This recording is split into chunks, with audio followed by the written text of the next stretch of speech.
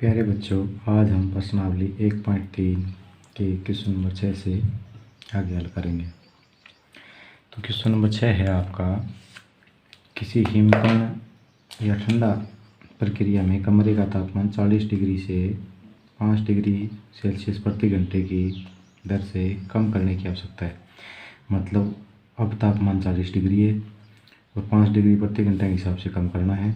इस प्रक्रिया में 10 घंटे बाद कमरे का तापमान क्या हुआ, तो 10 घंटे में कितना घट गया। 1 घंटे में 5 डिग्री कम हो रहा है, तो 10 घंटे में 50 डिग्री कम हो गया, तो कितना होगा। तो इस क्वेश्चन को हल करेंगे हम। तो कमरे का तापमान कितना है, 40 डिग्री। 10 घंटे में तापमान कम कितना हुआ, 10 गुणा में 5। कम हुआ है तो -5 से गुणा कर सकते हैं या बाद में घटा देंगे, कोई फ़र्क नहीं पड़ना इस पर। तो 10 गुणा 5 50 डिग्री, यानी -50 डिग्री हो गया। 50 माइनस करना आपको। 10 घंटे बाद तापमान 40 घटा 50, तो घटा के ज़्यादा है, कितने ज़्यादा है, 10 डिग्री। तो 10 घंटे बाद कमरे का तापमान होगा -10 डिग्री सेल्सियस। अगले प्रश्न की तरफ चलते हैं। प्रश्न नंबर 7 है, 10 प्रश्नों के टेस्ट में सही उत्तर के लिए 5 अंक। सही उत्तर देंगे तो कितने अंक मिलेंगे, 5। और गलत उत्तर देंगे कितने कटेंगे, -2, मतलब 2 कटेंगे आपके, घटा 2 अंक मिलेंगे। तो मौन है, इसके 3 भाग है। मौन को क्या है, 4% सही है, 6 गलत है, तो उसके द्वारा कितने अंक मिले। और रेशमा के 5 सही है, 4 उत्तर गलत है। और हीना के 7% है, उसमें से 2 सही है और 5 का गलत उत्तर है, तो अंक बताने इनके। तो सबसे पहले लिखेंगे सही उत्तर के लिए अंक।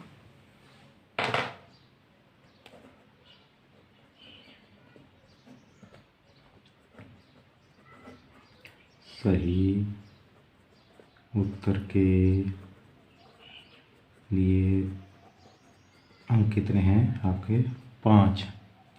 और गलत उत्तर के लिए आपके है -2। ये तो आपका प्रश्न है। अब नंबर 1 में क्या पूछा आपका, पहले में है आपका मोहन। तो मोहन ने कितने प्रश्न है, 4 प्रश्नों का सही और 6 का गलत। तो मोहन को सही उत्तर के लिए, और सही उत्तर कितने हैं मोहन के, 4। तो यहाँ 4 लिख देंगे। मोहन को 4 सही उत्तर के लिए अंक मिले। कितने, 1 सही प्रश्न के लिए 5 अंक है, 4 के हो गए, 4 गुना में 5 बराबर 20 अंक मिल जाएंगे उसको। अब लिखेंगे मोहन को कितने हैं, 6 प्रश्न गलत दिए हैं, 6 गलत उत्तर के लिए अंक कटे, या फिर अंक मिले।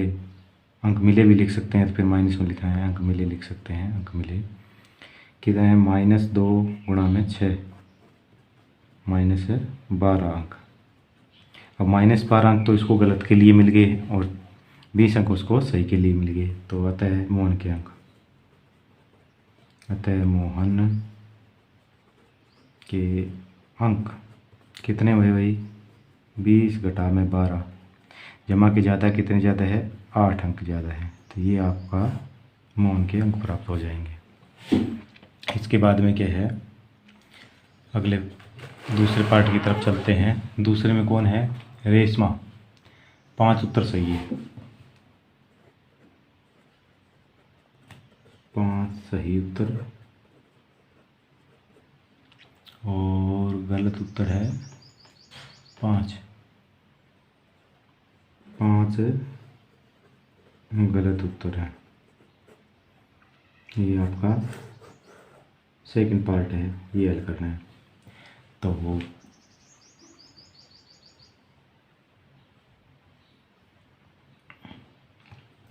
सही उत्तर के लिए रेशमा को सही उत्तर के लिए अंक मिले। कितने सही उत्तर है, 5 है, तो 5 यहाँ लिख सकते हैं। 5 सही उत्तर के लिए अंक मिले, 5 गुणा में 5 बराबर 25, क्योंकि एक अंक के लिए 5 मिलते हैं। रेशमा को कितने, 5 गलत उत्तर के लिए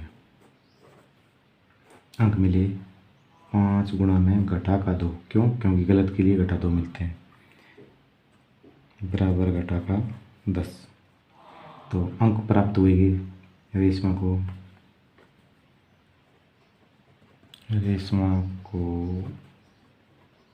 अंक मिले।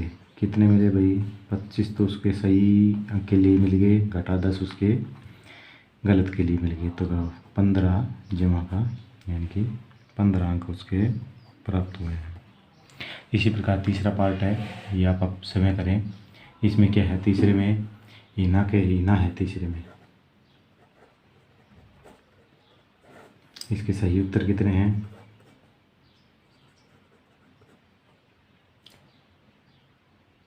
हीना ने कुल 7 प्रश्न किए, उसमें से 2 उत्तर सही है और गलत उत्तर कितने हैं? 5 है। तो इसको करना है, सही उत्तर के लिए 5 दूनी 10 अंक मिल गए और गलत उत्तर के लिए भी 5 दूनी 10 मिल गए।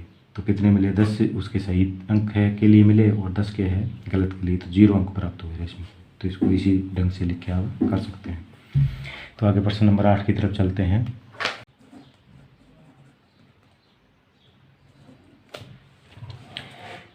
क्वेश्चन नंबर 8 पढ़ते हैं पहले। एक सीमेंट कंपनी सफेद सीमेंट बेचने पर 8 रुपये प्रति बोरी की दर से लाभ होता है और स्लेटी सीमेंट बेचने पर 5 रुपये प्रति बोरी की हानि। तो ये लिख लेंगे पहले हम। किसी महीने में 3000 बोरियां सफेद सीमेंट बेची है, 5000 बोरियां स्लेटी सीमेंट बेचती है, तो लाभ हानि ज्ञात करो। दूसरा है, बेची गई स्लेटी सीमेंट की बोरियां 6400 है, तो कंपनी को स्लेटी सीमेंट की अच्छी, यहाँ स्लेटी नहीं आएगा, यहाँ सफ़ेद आएगा। स्लेटी तो उसने बेच दी, तो अब सफ़ेद सीमेंट की कितनी बेचेगी उसको ना लाभ हो ना हानि हो। तो सबसे पहले हम लिखेंगे सफ़ेद सीमेंट पर लाभ।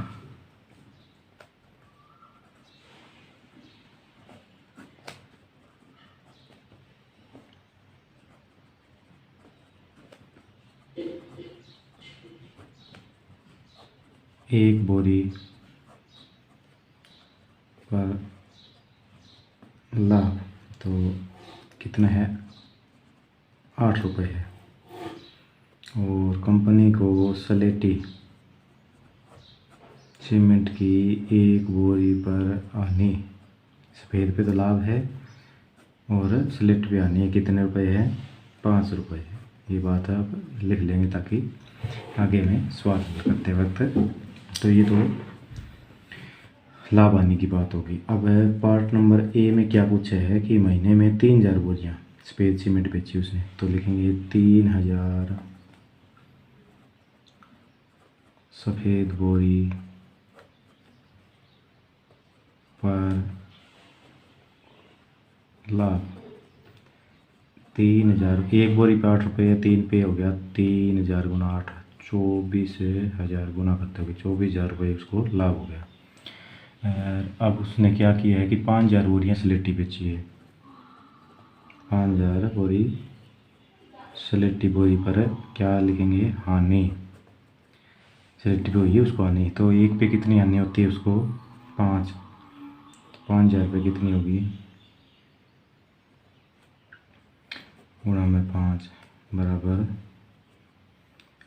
5 पंजे 25,000 रुपये की उसको हानि होगी। तो उसको कुल लाभ हुआ, टोटल में लाभ हुआ हानि हुई? हानि उसको 25, लाभ 24, तो क्या हुआ है उसको? ओवरऑल हानि हुई है उसको।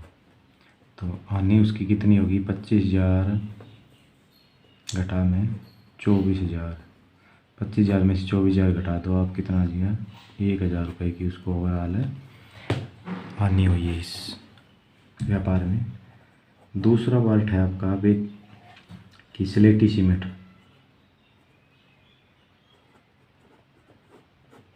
कितनी है? 6400। 6400 स्लेटी सीमेंट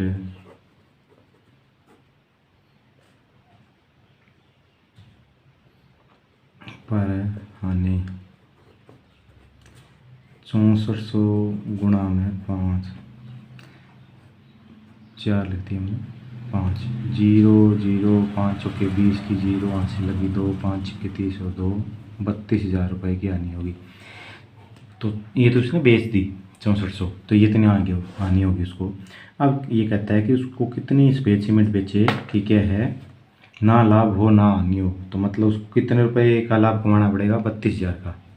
तो 32,000 का लाभ कमाने के लिए उसके कितनी बोरी बेचनी पड़ेगी। तो एक बोरी पे लाभ 8,000 रुपये है, तो लिखेंगे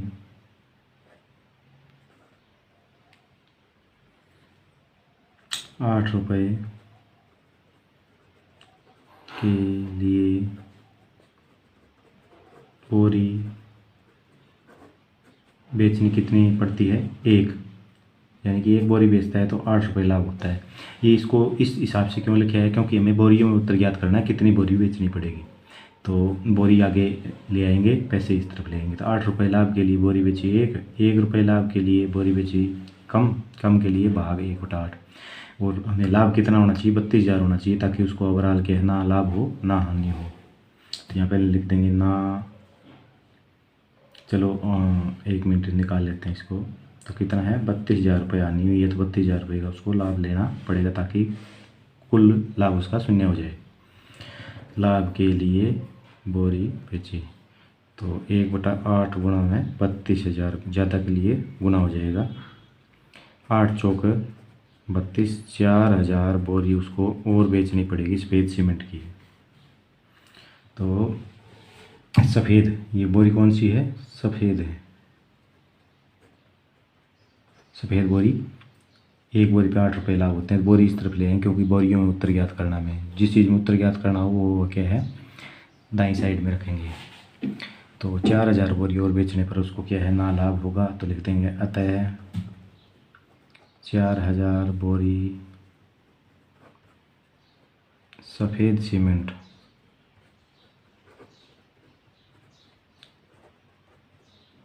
बेचने पर उसको ना लाभ होगा व ना हानि, क्योंकि उसको 32,000 रुपये यहाँ हानि होगी थी, यहाँ पे 4,000 बोरी बेचने पर 32,000 का लाभ हो गया। तो इसलिए क्या है, कुल लाभ हानि शून्य हो गया उसका। तो आगे प्रश्न नंबर 9 पे चलते हैं। तो प्रश्न नंबर 9 हम बुक से कर लेते हैं, क्योंकि रिक्त स्थान की पूर्ति करना है। पहले समझ लेते हैं। सत्य कथन मतलब क्या है, रिक्त स्थानों में ऐसे अंक भरने हैं कि ये क्या है, सत्य सिद्ध हो जाए। तो हम कॉपी में लिख लेते हैं। नंबर 9 पहला पार्ट है इसका, आपका रिक्त स्थान भरना है। -3 गुणा में ब्लैंक्स बरेज इक्वल टू 27। बी पार्ट है आपका 5 गुणा में blanks is equal to -35। C part है आपका ब्लैंक्स गुणा में -8 इज इक्वल टू -56। और डी पार्ट है आपका blanks into -12 is equal to 130 तो 132। तो इसमें क्या है, रिक्त स्थान भरना है कि ये कथन सत्य हो जाए।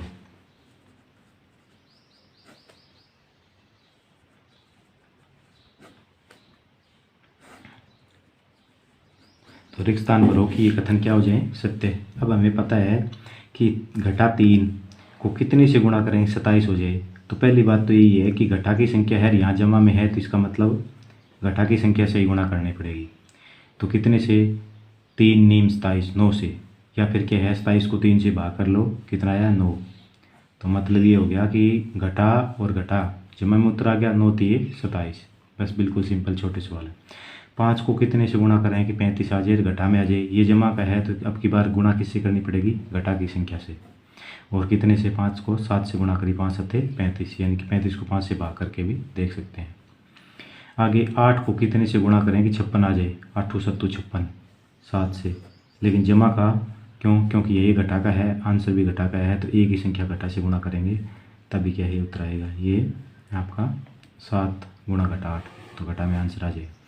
12 को कितने से गुणा करें कि 132 हो जाए। 12 को 11 से गुणा करो, या फिर ऐसे भाग करके देख लो। 132 को 12 से भाग कर दो, अपने आप पता लग जाएगा। 12 एकम 12, 1 बच गया और 12 एकम 12, मतलब क्या है 11 से गुणा कर देंगे। लेकिन 11 किसका होना चाहिए, ये घटा है यहाँ जमा है, तो इसका मतलब घटा से गुणा करनी पड़ेगी। घटा 11 और घटा 12, घटा घटा जमा और कितने 132। इसी के साथ आपकी प्रश्नावली 1.3 पूर्ण हो जाती है। अगले वीडियो में अगले प्रश्नावली हल करेंगे। धन्यवाद।